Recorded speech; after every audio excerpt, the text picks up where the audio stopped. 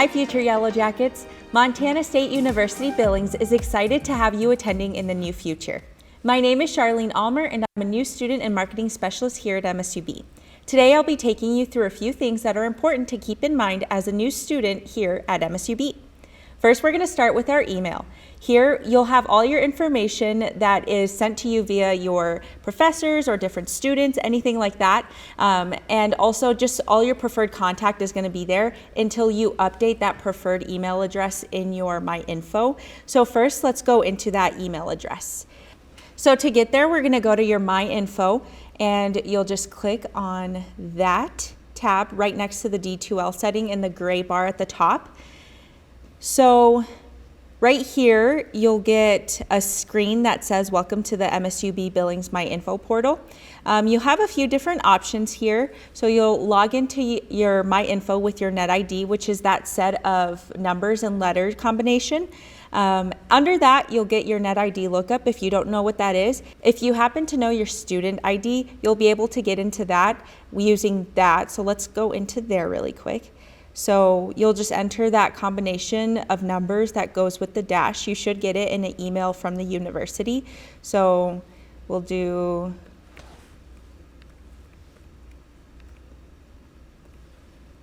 and then you'll just do your birth date.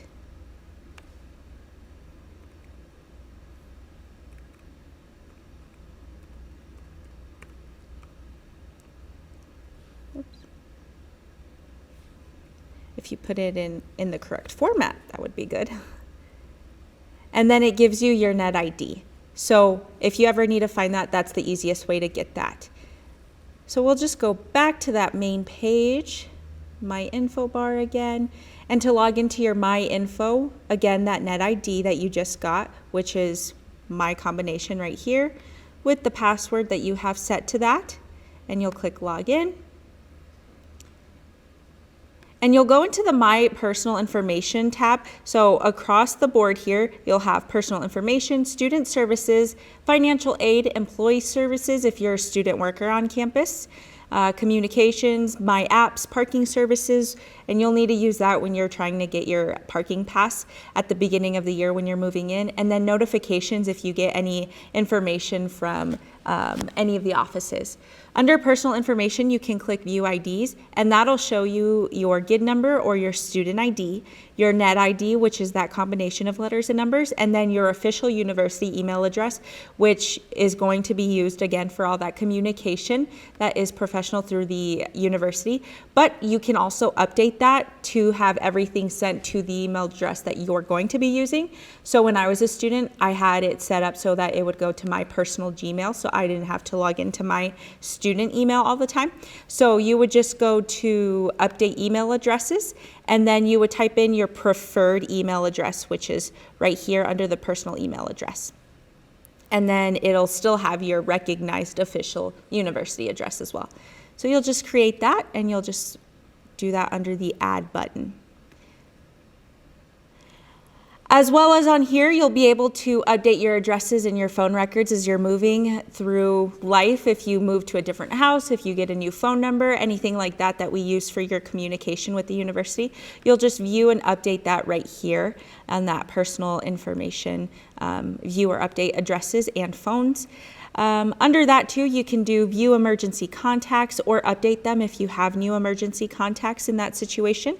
And then verify, update cell phones, and something new that we have on campus as well is the chosen name request. So if you have a different name that you go by, you can click under that and do the documentations for having the name that you would like to go under. Next to personal information, you have the Student Services tab, and here you'll be able to see registration, your student records, housing and residence life if you have anything like that, former student application form if you are a student that used to attend and you're coming back, you can apply through here instead of going through that same process of reapplying with the first application that you ever made. And then there's degree works, the MSU system transfer if you decide that you want to take classes at another university or transfer to a university. Here on the Student Services tab under registration, you have your term. So obviously when you're registering for classes, you'll have spring, summer, fall 2020, 2021, anything like that. So you'll just click the semester that you'll be applying under, and then add and drop classes. You'll use your CRN numbers from when you were registering and looking at all your classes, and you'll type those numbers in when you're adding or dropping those classes. This is the tab you'd go under. Student detail schedule by day and time. That's where you'll look at your classes by week. So if you have classes on Monday, Wednesday, Friday, it'll show. And then under that, you have student detail schedule, which is your classes in detail, exactly how it says. Under that, you have your student records back under the student services tab.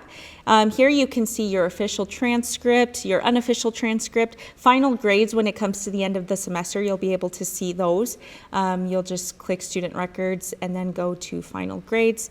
If you have a web bill that you have to pay or a bill, it'll show you in detail those certain things.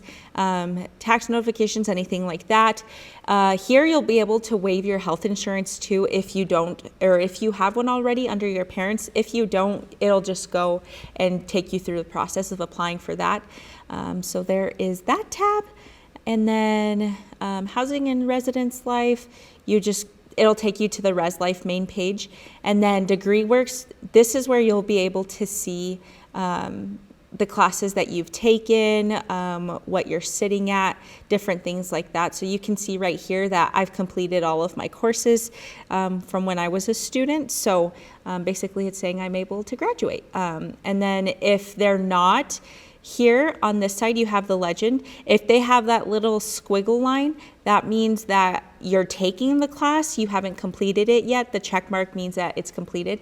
And then if it's just a white box with a red line around it, that means you haven't done that requirement yet. So your next tab will be financial aid. So once you get your financial aid and scholarships, it'll show different tabs on there. So if you are accepting awards from the university, you'll be able to do that.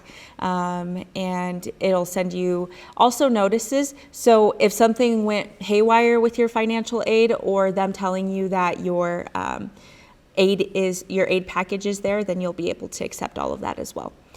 Employee services, you'll have your timesheet, your pay information, and your tax forms, as well as time off, current balances in history, or create a letter. You don't really have to mess with these two as a student, but if you are a student worker, you will use this timesheet area. So when you are working under a department, they'll have those different timesheets for you, and you'll just put in your time that you worked at that department. Pay information, you can view your direct deposit breakdown if that's something that you chose. You could also view your earnings and deduction histories, as well as your pay stubs if you do that all digitally online. And then there's tax forms as well when it comes to tax season. So you can just view those W-4s and your W-2s and the 1095-C forms, all of that stuff that you'll need when tax season comes. Communications, this is just kind of where if you have a special message that the university has for you, say it's from the billing department or from financial aid or from the registrar's office, you'll get communications there, as well as on that notification tab that's at the very end too.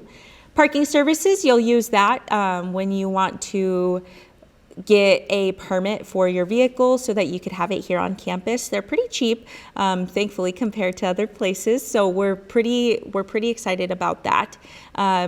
Here you'll just put in your vehicle information and then your personal information to get contacted with you with the campus police department. And then you can also pay and appeal citations on here as well. Something that I should remind you of as well, though, is with your university email address, you do get free Office 365, so I would definitely take up that offer. If you need any help with that, you can also go to the IT department and they can help you register your university email address with that Office 365 and get it installed on your computer as well. And that's all that I have for you guys today. If you need help with anything, make sure to contact us at the university and we can get you walked through that together. And I'm looking forward to seeing you guys on campus in the fall. Have a great day.